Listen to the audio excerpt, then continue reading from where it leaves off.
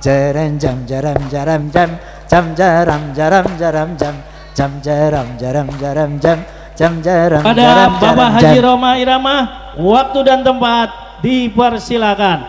Allahumma sholli ala Muhammad. Allahumma sholli ala Muhammad.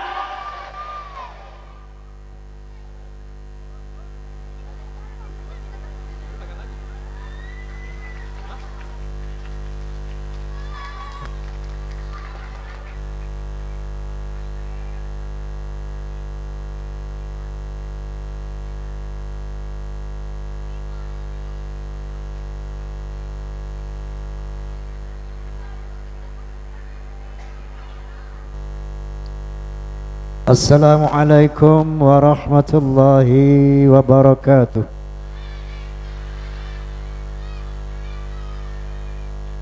Bismillahirrahmanirrahim. Alhamdulillahilladzi arsala rasulahu bil huda wa dinil haqq liyuzhirahu 'ala ad-din kullih wa kafa billahi shahida. أشهد أن لا إله إلا الله وحده لا شريك له وأشهد أن سيدنا ونبينا محمدا عبده ورسوله لا نبي بعده. اللهم فصل وسلم وبارك على سيدنا محمد وعلى آله وصحبه ومواله. أما بعد. Al-Mukarramun, para alimil ulama yang saya muliakan, para habaib, para asatidzah, kemudian panitia penyelenggara yaitu takmir masjid apa ini Taufiqul Mubarak, dan juga Yayasan Rumah Yatim Piatu, juga Rismata, kemudian juga Forum Silaturahmi Takmir Masjid dan Mushola Indonesia, Fahmi Tamami. Saya mau tanya, di sini ada fans Roma Irama nggak? Ada fansnya Soneta nggak? Nah, fans Roma Irama dan fans Soneta yang berseragam ataupun tidak itu disingkat Forsa. Faham? Jadi kalau saya sebut Forsa, tolong jawab keren, bisa? Forsa, Forsa, Alhamdulillah. Sekian lama engkau menunggu untuk kedatanganku. Betul? Bukankah aku telah berjanji kita jumpa di sini? Ku datang, kini ku datang padamu, senyumlah, sambutlah kedatanganku. Terus udah. Hadirin, sebelum saya menyampaikan hikmah maulid, saya ingin ngajak Anda masuk surga. Mau nggak? Mau nggak? Masuk surga nggak gratis, oi. Masuk surga bayar. Bayarnya pakai apa? Pakai sholat, pakai puasa, pakai amal jariah. Ya. Qala Nabi sallallahu alaihi wasallam, "Idza mata ibnu Adam inqata'a 'amaluhu illa min thalathin. Shadaqatin jariyatin wa 'ilmin yuntafa'u bihi wa waladin salih yad'u lah." Apabila seorang anak Adam mati, maka putuslah amalannya. Illa min thalathin, kecuali dari 3 hal. Yang pertama, amal jariyah, Tahu amal jariah? Derma yang mengalir. Contoh, Anda nyumbang masjid nih, tak? Anda nyumbang pembangunan rumah yatim piatu. Anda mati, ketika masjid ini, yatim ini berfungsi terus, maka selama itu Anda akan mendapat bonus dari Allah Subhanahu wa taala ke dalam alam barzah. Nah, jadi sekarang saya ngajak Anda sebelum saya sampaikan hikmah Maulid untuk beramal jariah. Setuju? Mau? Coba keluarin duitnya semuanya, siapin dulu. Hei, dompetnya keluarin. Nih gue juga mau nyumbang nih, tuh. Yang berapa ada di kantong aja nih, yang ada di kantong berapa nih? 1, 2, 3, 4, 5, 6, 7,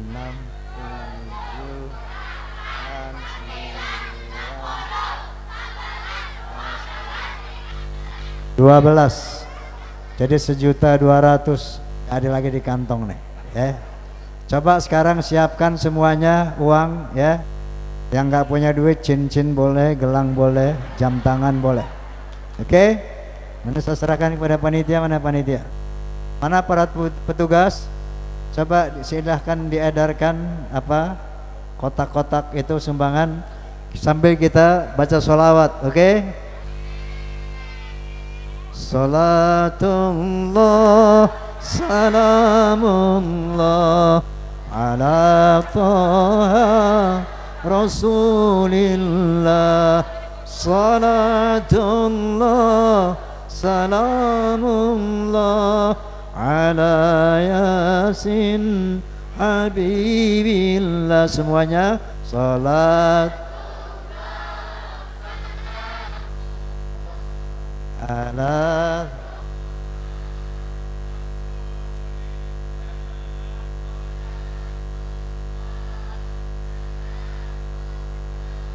ala yasin tawassalna bismillah wa bil hadi rasulillah wa kulli mujahidin lillah bi ahlil badri ya Allah. Salat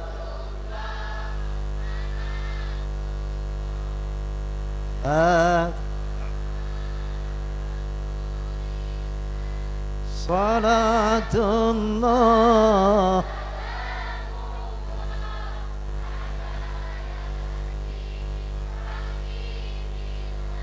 ilahi sallimil ummah minal afati wan niqmah wa min hamin wa min ghumma bi ahlil badri ya Allah. Salat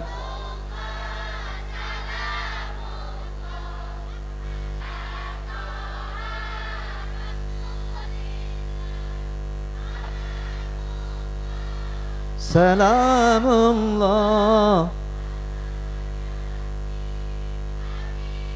Allahumma salli wa sallim wa barik alaih. Yang belum nyumbang nanti datang ke panitia sumbang, ya. Yang sudah nyumbang jangan merasa cukup. Sebelum rumah yatim jadi, jangan berhenti nyumbang. Kalau ada kelebihan datangi panitia, ada kelebihan lagi datangi panitia. Insya Allah rezeki akan berlimpah, bukan kurang, akan bertambah-tambah. Ini janji Allah Subhanahu wa taala.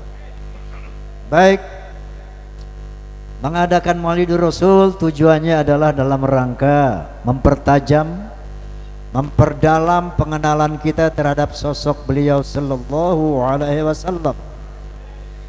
Karena ada pepatah lama mengatakan tak kenal maka tak sayang maka tak cinta maka taat.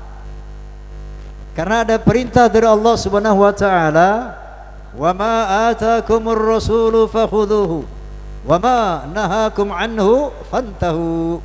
Apa yang diperintah oleh Nabi laksanakan, dan apa yang dilarang oleh Nabi tinggalkan. Bahkan Allah Subhanahu wa taala lebih menegaskan lagi, qul in kuntum tuhibbunallah fattabi'uni yuhibbukumullah wa yaghfir lakum dhunubakum wallahu ghafurur rahim. Katakan ya Muhammad kepada manusia, seandainya kamu cinta kepada Allah, maka taatlah kepadaku.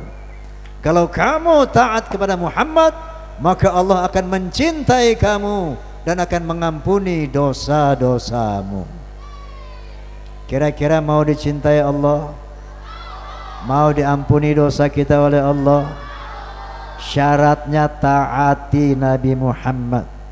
Nah, untuk bisa taat itulah kita selalu menyelenggarakan Maulidur Rasul, untuk lebih dalam lagi mengenal beliau, sehingga muncullah sayang kita, cinta kita, kagum kita kepada sosok beliau sallallahu alaihi wasallam, dan akhirnya muncullah ketaatan kita kepada beliau sallallahu alaihi wasallam. Amin Allahumma.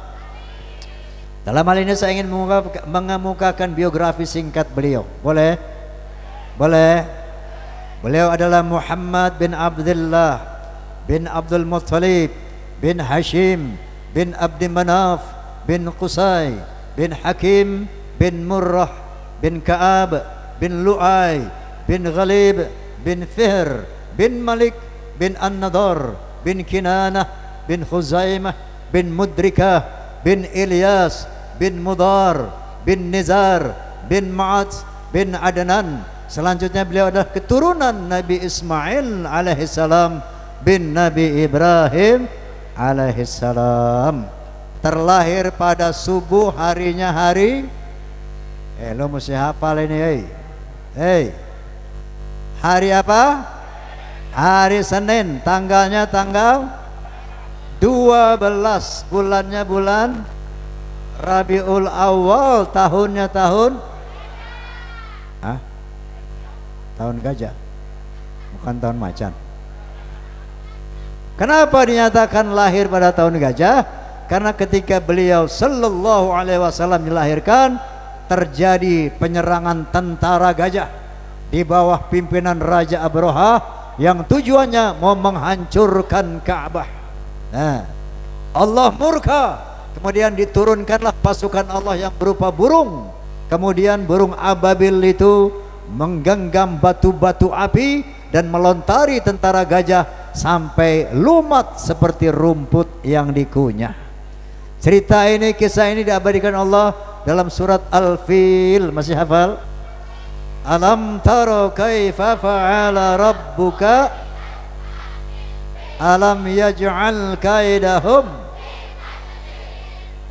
sala alaihim armihim bihijaratin faj'alahum. Makanya disebut tahun gajah atau kurang lebih tahun 571 Masehi. Jadi sudah 1500 tahun yang lalu kurang lebih. Kemudian di antara 124.000 nabi ada 313 rasul. Ada berapa nabi? 124.000 nabi itu. Likulli ummatin nabiyyin. Setiap umat ada nabinya sendiri-sendiri. Ya. Nah, di antara sekian banyak nabi, semua nabi diutus hanya untuk bangsanya masing-masing. Contoh, Nabi Lut alaihi salam hanya diutus untuk bangsanya itu bangsa Sadum.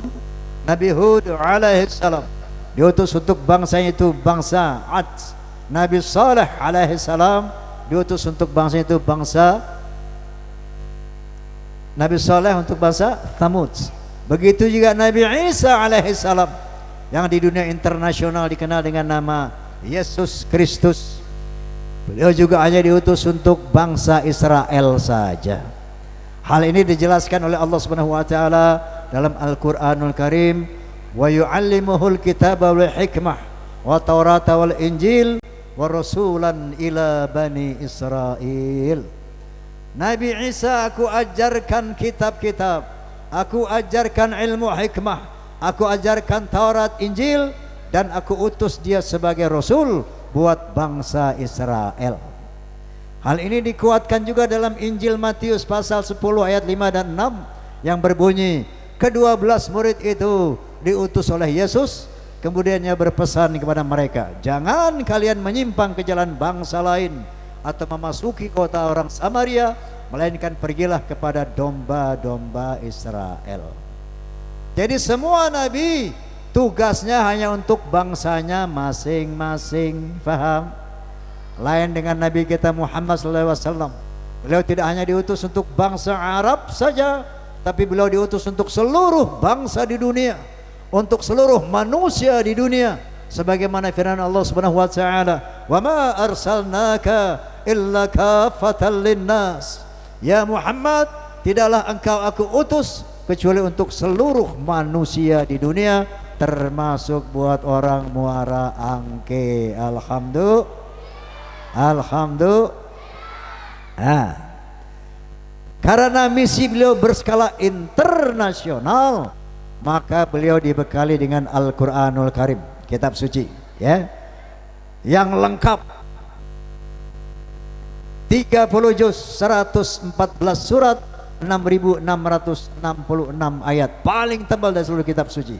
Kitab suci pamungkas, Al-yawma akmaltu lakum dinakum, hari ini aku sempurnakan agamamu, begitu firman Allah. Jadi Al-Quran ini satu kitab yang holistik, komprehensif, genap, menyeluruh, lengkap. Sampai seorang profesor berkebangsaan Amerika, yaitu Profesor Dr. Arnold Toynbee. Siapa? Bukan Bang Toyib, Toynbee. Setelah baca Quran, pelajari Al-Quran, beliau berkomentar, Islam is not only a religion, but it's also a way of life and a whole civilization. Islam ternyata bukan sekedar agama, tapi Islam adalah way of life, bimbingan hidup, and a whole civilization, dan sebuah peradaban yang lengkap. Segala permasalahan manusia ada solusinya dalam Al-Quran. Segala aspek kehidupan manusia, mau dagang, mau kawin, mau apa saja, mau berpolitik, mau memilih pemimpin, semua ada bimbingannya dalam Al-Quranul Karim. Maka itu jadikanlah Al-Quran ini sebagai imam kita, sebagai guidance kita, sebagai bimbingan kita. Al-Quranu imami, amin Allahumma amin. Boleh minum gak sih? Boleh ya. Mestinya sih sunahnya duduk nih minum nih, tapi darurat ya, diri ya.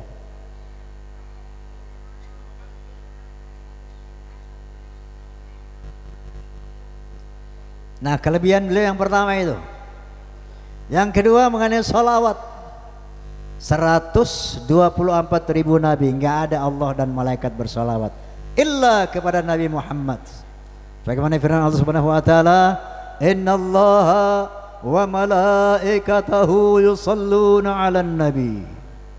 Sesungguhnya Allah sang maha pencipta yang menciptakan Muhammad dan seluruh malaikat bersolawat kepada Nabi. Masya Allah. Lalu Allah Subhanahu wa taala memerintahkan orang beriman, ya ayyuhalladzina amanu sallu alaihi wa sallimu taslima. Hai orang-orang beriman, bersolawatlah kepada Nabi dan hormatilah beliau dengan semulia-mulia penghormatan. Maka cukup berdosa, cukup bakhil buat seorang beriman kalau disebut nama Muhammad dia tidak bersolawat kepadanya. Allahumma sholli ala Muhammad, Allahumma sholli ala Muhammad.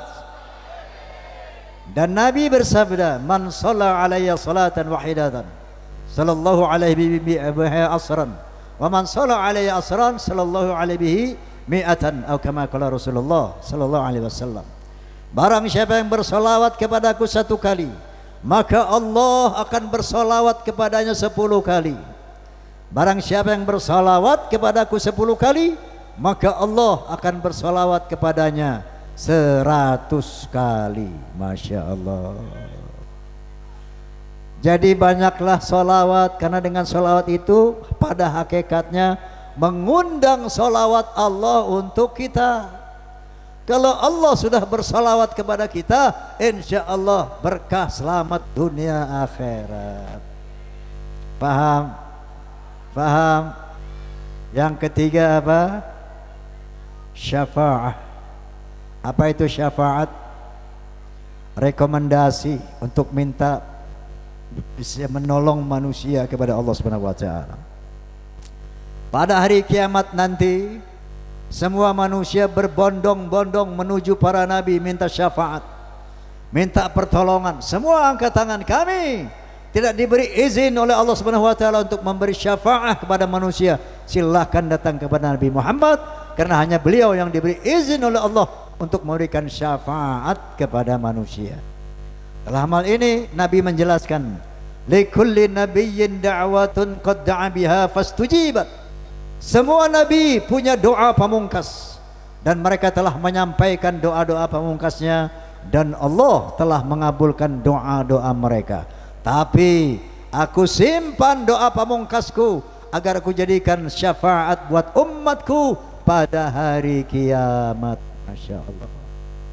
Begitu cintanya Nabi kepada kita. Amin. Masya Allah. Subhanallah. Ya, ini kata Al-Quran Al-Karim, laqad kana lakum min anfusikum, laqad kana lakum min anfusikum azizun alaihi ma'anittum harithun alaih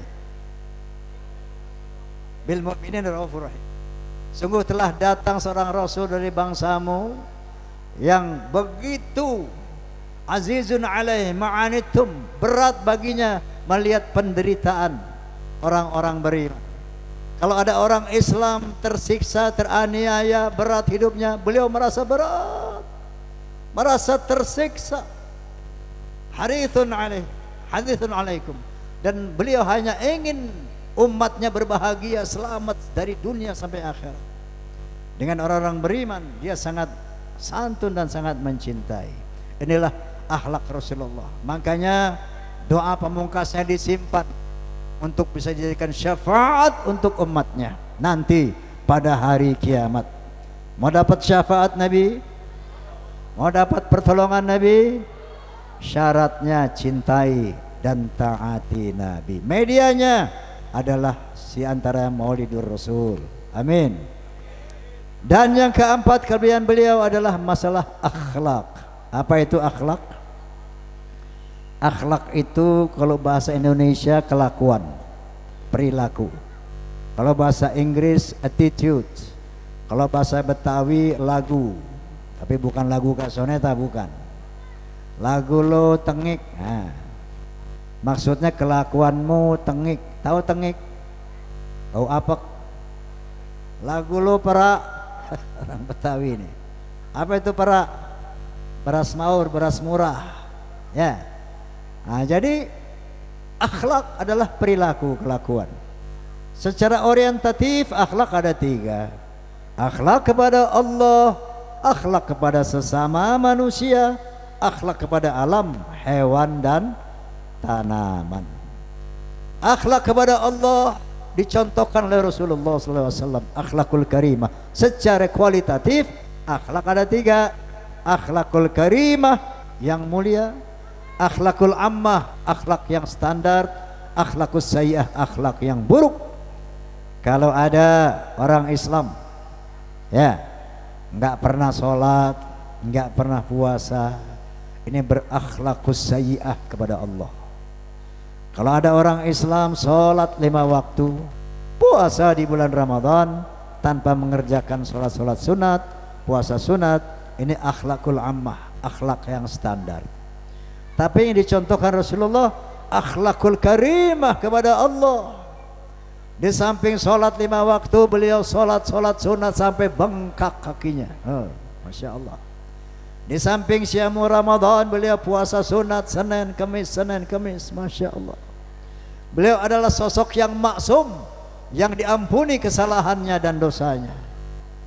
Tapi beliau masih beristighfar 100 kali satu hari satu malam. Istighfar Nabi enggak kayak kita astagfirullahalazim, astagfirullahalazim, tapi sayyidul istighfar. Allahumma anta rabbi la ilaha illa anta khalaqtani wa ana 'abduka wa ana 'ala ahdika wa wa'dika mastata'tu a'udzu bika min syarri ma sana'tu abu'u laka bi ni'matika 'alayya wa abu'u bi dhanbi faghfir li fa innahu la yaghfiru dzunuba illa ant. Begitu Nabi yang maksum, yang enggak ada dosanya, tapi tetap masih beristighfar 100 kali kepada Allah. Sampai istrinya Siti Aisyah bertanya, ya Rasulullah, kamu ini udah dijamin surga, udah diampuni segala kesalahan kamu, kunci surga sudah di tanganmu, kenapa sih sholat sampai bengkak-bengkak? Kenapa sih masih istighfar 100 kali satu hari? Nabi SAW menjawab, tidak bolehkah aku menjadi orang yang bersyukur kepada Allah atas nikmat yang diberikan yang begitu luar biasa, akhlakul karimah kepada Allah Subhanahu wa ta'ala. Minum lagi boleh nggak sih? Ada kopi ada nggak kopi? Kopi sama pisang goreng gitu.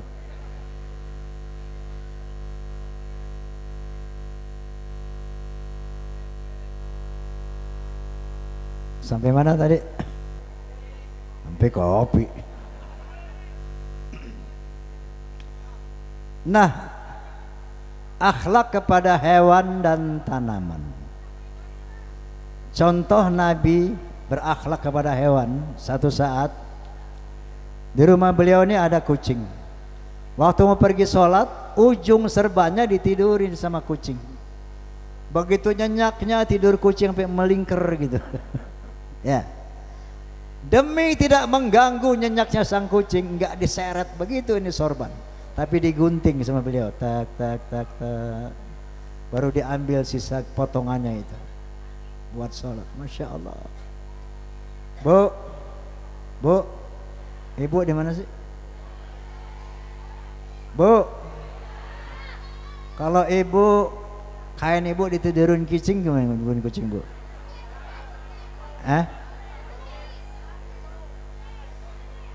Enak kucing tiduran di keset aja lu tendang.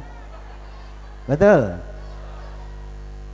Saya mau tanya, punya rumah bu? Kontrak apa dia lunas? Kreditan apa lunas? Masih kredit. Itu ingat ya, bukan rumah ibu sendiri. Kenapa? Saya mau tanya, di rumah ibu ada semut nggak? Ada cicak nggak? Ada tikus nggak? Ada kecoa nggak? Itu binatang. Jadi rumah kamu bukan habitatmu sendiri. Itu juga habitat cicak, habitat semut, habitat kecoa. Ya. Nah, binatang ini akhlak kepada hewan. Jangan menyakiti hewan tanpa kepentingan. Jangan membunuh hewan apapun tanpa kepentingan. Sejauh tidak mengganggu, jangan main semprot aja itu. Ya, yang boleh dibunuh apa? Tikus, boleh matiin. Ya, kemudian kelabang, kemudian ular. Pokoknya di rumah yang berbahaya, yang mengganggu, boleh dibunuh. Tapi sekedar cicak mengganggu nggak sih? Semut? Kalau dia mundar-mandir di bawah, tuh lagi sarapan roti, bagi aja pojok, mut, lu sarapan sono gua sini, dia ke sono, nggak mengganggu. Rambutan ada semut, lu jangan bejek-bejek itu semut, keprokin, berak, kupas satu tuh buat kamu di sono, dia ke sono tuh semut. Ya, ada kecoa aja main injek aja. Kecoa mah gampang lu tegur aja, kecoa jelek lo, gua nggak demen sama lo. Pokoknya kalau gua di sini lu jangan lewat sini, ya. Kalau lewat gua injek lo. Nah gitu. Dia ngerti itu, nggak lewat lagi dia. Artinya berakhlaklah kepada hewan, ya. Kenapa? Karena hewan yang kecil-kecil itu bisa jadi nanti pada hari kiamat dia diciptakan lebih besar daripada kamu. Dan dia yang kamu aniaya akan menganiaya kamu pada hari kiamat. Percaya enggak? Percaya enggak? Saya pernah baca buku kisah 100 orang mati suri. Ya. Ada dari 100 orang itu dia apa namanya? Berkepribadian apa jahat gitu, apa namanya itu? Dia suka ganggu kucing. Ada satu kucing dia lempar ke tabunan, dibakar. Kucing kelojotan dia senang. Nah ini ada orang sejenis itu, apa namanya saya lupa itu. Ya, satu saat dia mati suri, mati yang hidup lagi gitu. Dia cerita di buku itu, dia melihat dikerumuni saudaranya, ruhnya tembus lewat genteng, lewat internet, terus lewat langit pertama. Dia lihat bumi menjadi segede beras, kecil itu bumi. Sampailah dia di satu dataran padang pasir yang tanpa batas. Tiba-tiba di sana dia sambut dengan seekor kucing yang besarnya sebesar rumah kucing itu. Begitu dilihat, oh ini kucing yang saya lempar ke tabunan, ke api unggun. Jadi Allah ciptakan kucing yang kecil itu menjadi lebih besar dari dirinya. Gemeter dia ketakutan. Baru disebut nama Allah. Astagfirullahaladzim, ya Allah ampun aku. Dihidupkan lagi, itu mati suri. Jadi berakhlak kepada hewan. Jangan menyakiti hewan, jangan membunuh hewan sejauh tidak penting dan tidak diperintah. Paham?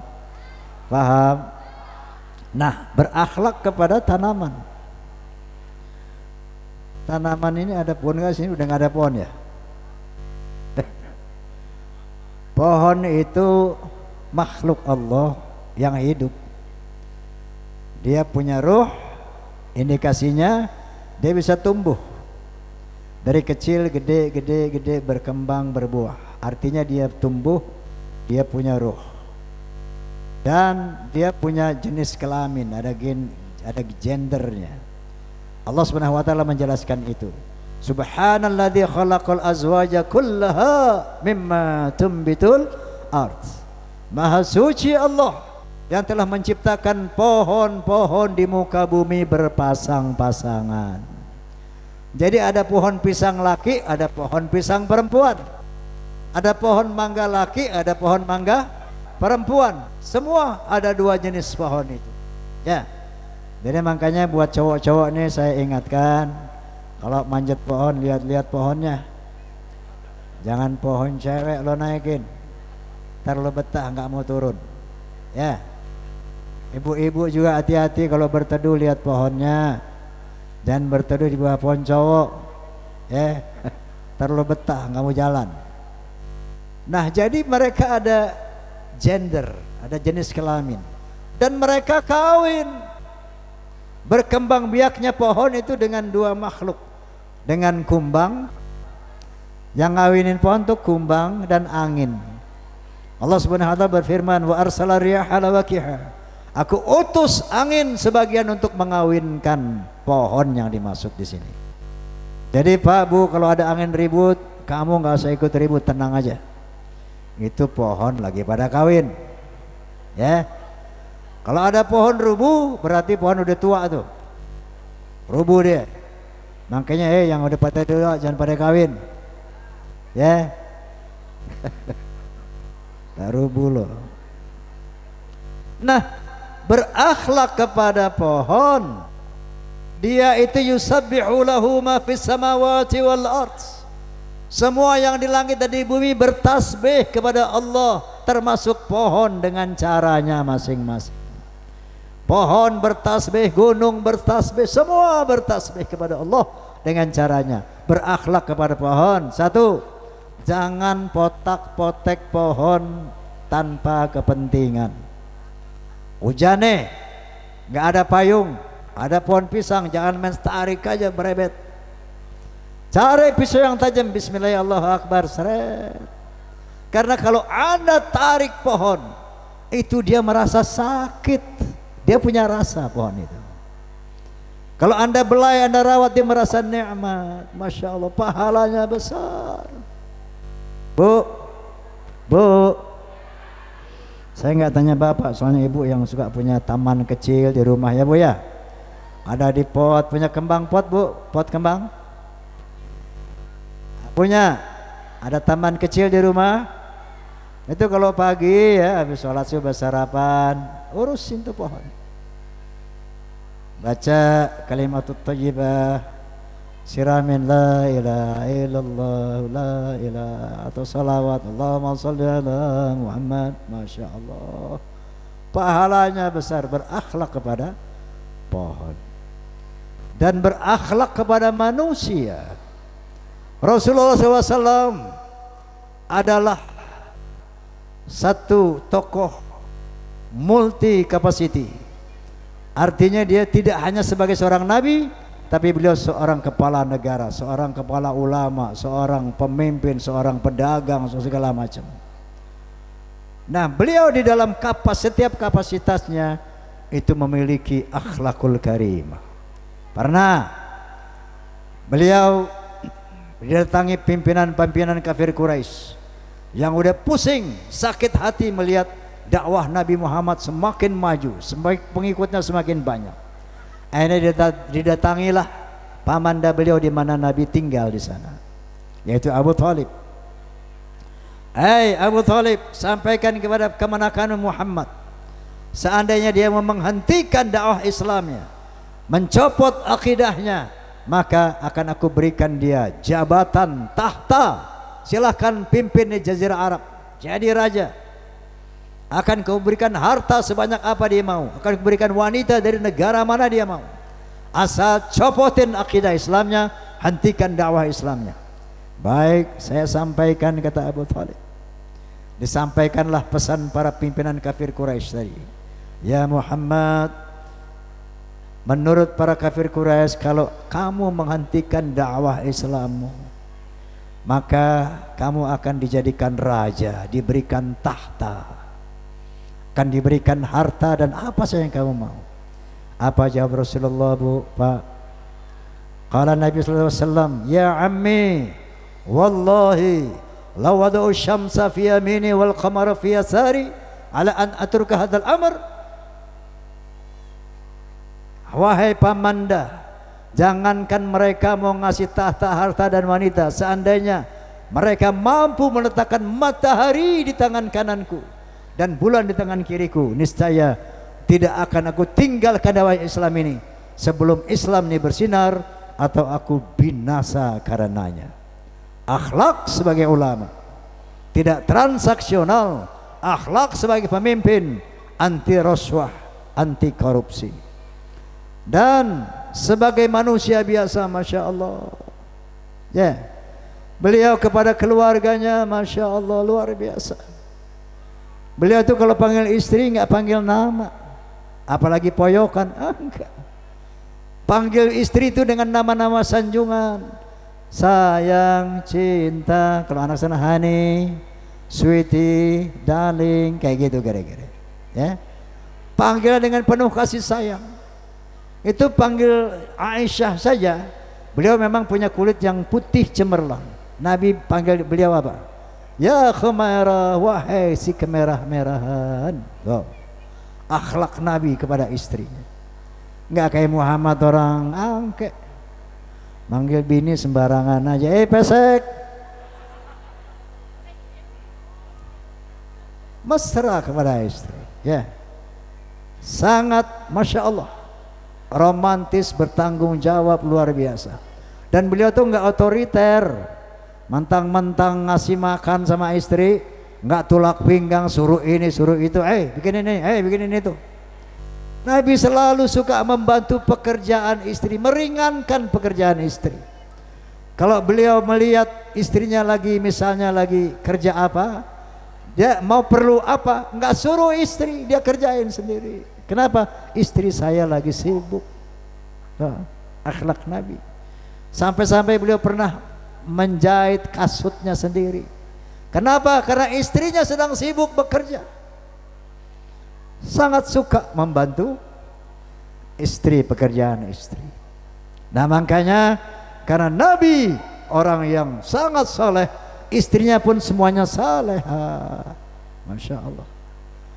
Di sini ada istri salehah nggak? Fam Fruan, ada nggak di sini orang salehah, istri salehah? Mau tahu nggak hadiah istri salehah? Bu, istri salehah itu hadiahnya pertama, ya, Qilahat khulil jannah min ayyi babin syi'ti, masuk surga dari pintu yang mana saja yang dia mau. Satu. Kedua, nanti dibangkitkan pada hari kiamat lebih cantik dari bidadari. Karena nanti Pak Bu, kita dibangkitkan bukan pakai muka yang ini, bukan pakai tampang yang ini, akan dirubah sesuai dengan amal ibadah kita. Allah Subhanahu wa ta'ala berfirman, nahnu qaddarna bainakumul maut wa ma nahnu bimasbuqin ala an nubaddil amsalakum wa nunsyi'akum fi ma la ta'lamun wa laqad alimtumun nasy'atal ula falawla tadhakkarun. Akulah yang menentukan kematian di antara manusia dan aku tidak bisa dikalahkan. Aku akan mengganti orang-orang yang aku matikan dengan yang baru, bayi-bayi baru lahir, dan aku akan merubah wajahmu dalam bentuk yang belum kamu ketahui. Dan bukankah penciptaanmu yang pertama itu sudah menjadi contoh? Jadi nanti walaupun di dunia cantik tampan seperti bintang film Hollywood, Bollywood, tapi kalau tidak beriman, tidak berakhlak, dibangkitkan di hari kiamat lebih jelek dari anjing kurap, lebih jelek dari monyet buduk. Paham? Tapi sebaliknya, walaupun di dunia diciptakan jelek, pendek, pesek, bengek, tapi kalau kamu beriman, bertakwa kepada Allah, nanti dibangkitkan pada hari akhirat jauh lebih cantik, lebih tampan dari bintang-bintang film dunia manapun. Amin. Amin. Dan khusus istri salehah akan ditampilkan, dibangkitkan lebih cantik dari bidadari. Wow, Bu, mau nggak lebih cantik dari bidadari nanti? Mau? Bisa jadi istri salehah?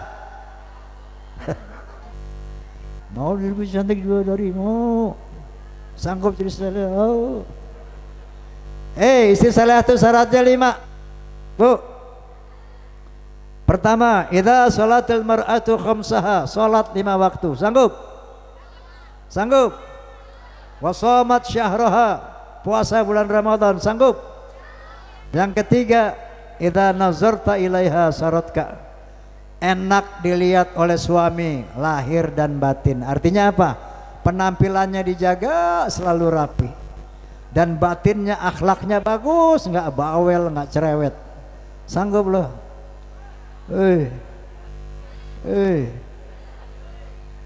Yang keempat, wa in amartaha atau atska, kalau diperintah oleh suami nurut, nggak ngeyel. Yang kelima, wa in ghibta anha hafizatka fi malika wa nafsiha, kalau tidak berada di sisi suaminya, dia tidak berbuat selingkuh, pandai menjaga kehormatan dan pandai menjaga harta suami. Bu, bisa Bu? Bu, coba yang salehah angkat tangan coba. Inna lillahi wa inna ilaihi raji'un. Enggak barang atu. Bapak mau punya istri salehah? Mau? Lo dulu jadi orang saleh. Salat dulu yang benar, puasa yang benar, berakhlak yang benar. Mana mungkin bini mau salat kalau suaminya enggak salat? Betul? Betul. Pengen bini cakep, bini cantik, lu kasih duit kagak buat ke salon.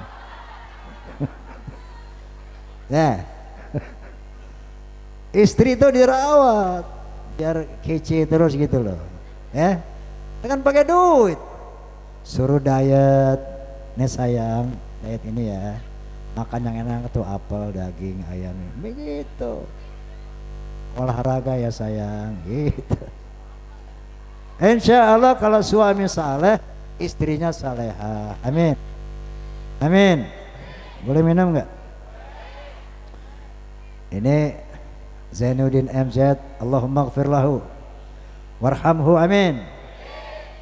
Almarhum Kiai Haji Zainuddin MZ kalau ceramah suka ngomong begini, penceramah itu ibarat mobil jalan, jadi perlu bensin. Kalau mustami'in mustami'at ini ibarat mobil mogok, nggak perlu bensin. Faham? Minum dulu.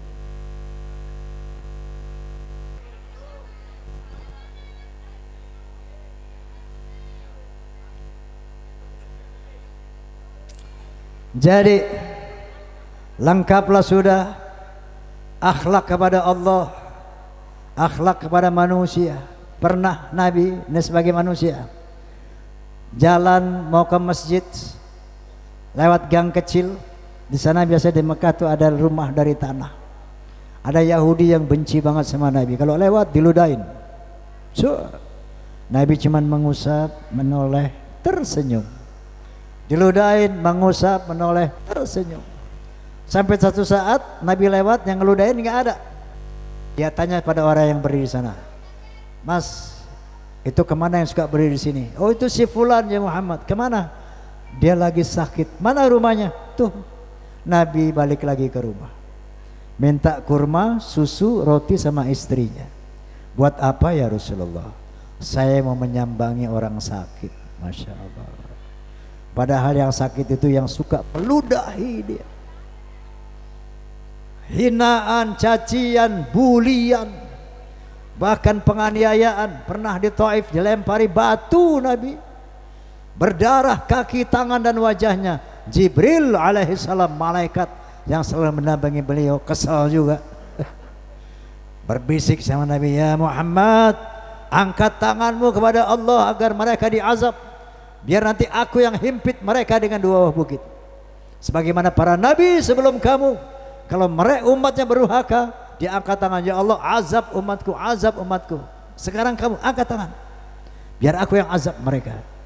Apa kata Nabi? Jangan ya Jibril. Nabi angkat tangan, Allahumma hdi qaumi fa innahum la ya'lamun. Ya Allah, berikanlah hidayah kepada umatku, berikanlah ampunan kepada umatku. Mereka melempari aku dengan batu karena mereka enggak mengerti, enggak tahu, enggak paham akhlak Rasulullah. Disakiti tidak balas menyakiti, dibuli tidak balas membuli, dihina tidak balas menghina. Ini akhlakul karimah terhadap sesama manusia. Bu, saya mau tanya Bu, kalau ibu diludahin orang, ibu apain tuh orang? Hei Pak, bagaimana tanya lo cowok-cowok, kalau disambit pale lo yang batu lo apain tuh orang? Wah, gua bacok. Tapi ada orang sini yang niru akhlak Nabi. Bang Haji, saya kalau disambit sama batu saya nggak sambit lagi Bang Haji. Ya saya sambit sih cuma pakai roti. Roti apa Mas? Ya yang gedean dikit lah, roti tawar.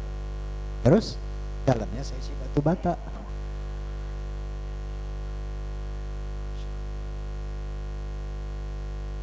Nah, Bu, udah berapa kali maulid Bu? 10 kali ada? Dari masih kecil berapa ratus kali? Hei, saya mau tanya, akhlaknya sudah berubah apa belum? Ya Allah, maulid udah puluhan kali tetap aja masih ngegeratak dompet laki. Hei, maulid sudah puluhan kali tetap aja masih suka ngomongin orang. Ya, maulid ada berapa puluh kali tetap masih males sholat. Masya Allah. Tujuan maulid adalah meniru akhlak Nabi, paling tidak enggak usah seluruhnya. Karena Allah Subhanahu wa taala berfirman, laqad kana lakum fi Rasulillahi uswatun hasanah. Sesungguhnya pada diri Rasulullah terdapat keteladanan yang baik. Enggak bisa niru akhlak Nabi kecuali liman kana yarjullah wal yaumal akhir wa dzakarallaha katsira. Tidak bisa meniru akhlak Nabi kecuali orang-orang yang rindu pengen ketemu sama Allah, kecuali orang-orang yang berharap bahagia selamat di akhirat alias masuk surga, dan kecuali orang-orang yang banyak mengingat Allah, berzikir kepada Allah. Untuk bisa rindu kepada Allah harus kenal Allah. Untuk bisa kenal sama Allah harus banyak baca Quran dan tafakkur. Karena hanya dengan membaca Quran kita bisa hakul yakin, oh Allah itu ada, oh Allah itu maha hebat, maha sempurna. Kalau Allah ada, surganya ada, nerakanya ada.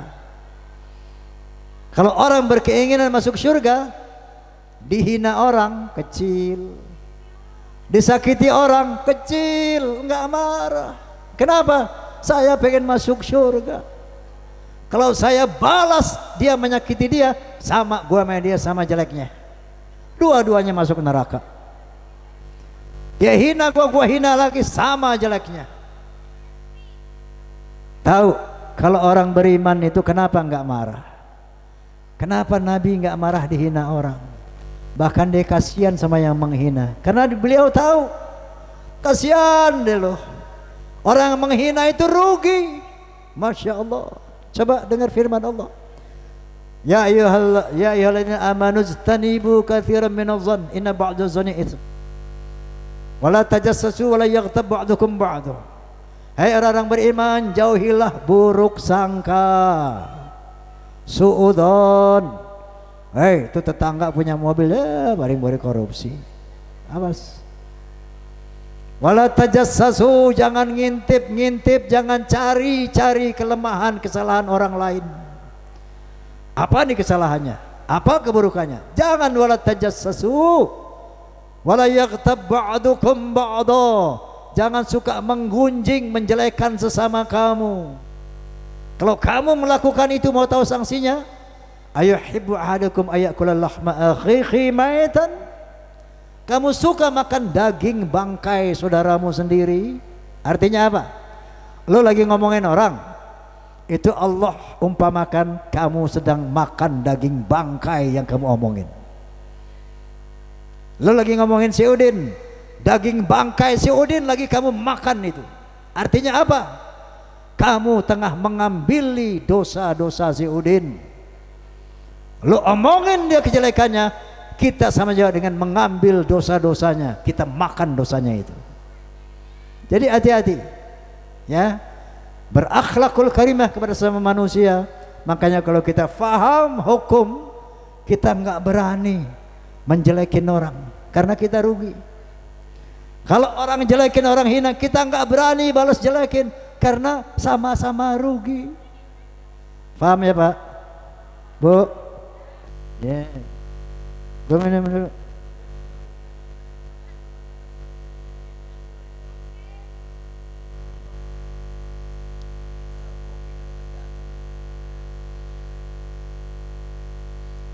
Jadi kembali, akhlak.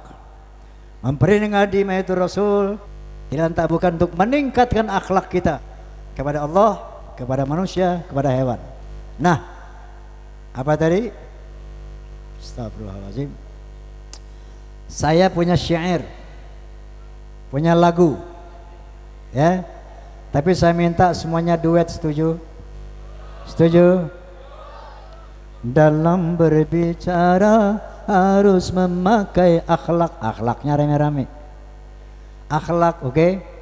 Dalam berbicara harus memakai akhlak. Di dalam berbusana harus memakai akhlak. Dalam rumah tangga harus memakai akhlak. Di dalam bernegara harus memakai akhlak. Manusia mulia hanyalah dengan akhlak. Manusia kan hina kalau tidak berakhlak. Harta dan jabatan tak menjadi ukuran. Betul? Betul? Hei, walaupun hartamu bertonton emas. Walaupun jabatanmu setinggi gubernur, presiden, tapi kalau tidak berakhlak, hina di mata manusia, hina di mata Allah Subhanahu wa taala. Betul? Tapi sebaliknya, walaupun kamu cuman tukang sapu jalan, kamu miskin tapi berakhlak kepada Allah, kepada manusia, kepada hewan, maka kamu mulia di mata Allah, mulia di mata manusia. Betul? Betul? Oh, oh, oh, oh. Oh, oh, oh, oh, oh, oh, oh, coba.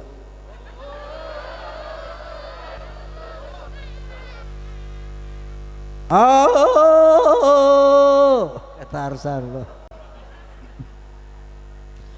Manusia adalah sebaiknya ciptaan. Betul? Akhlak membedakan manusia dan hewan, karena hewan tidak punya keimanan dan tak punya pemikiran. Hidup bebas, tidak terikat oleh hukum dan juga peraturan. Taram jam daram jaram jam jam jaram jaram jam jam jaram jam jaram jaram jam jam jaram jaram jaram. Terus tepuk tangan jam jaram jam. Dalam pergaulan harus memakai akhlak, di dalam persaingan harus memakai akhlak, dalam perjuangan harus memakai akhlak, dalam pemerintahan harus memakai akhlak. Manusia yang mulia hanyalah dengan akhlak, damai dan sentosa hanyalah dengan akhlak. Kalau tak berakhlak, negara jadi rusak. Ayo berakhlak. Jeren jam jaram jaram jam jam jaram jaram jaram jam jam jaram jaram jaram jam jam jaram jaram jaram jam. Wallahul muwaffiq ila aqwamit thoriq. Billahi taufiq wal hidayah. Assalamualaikum warahmatullahi wabarakatuh.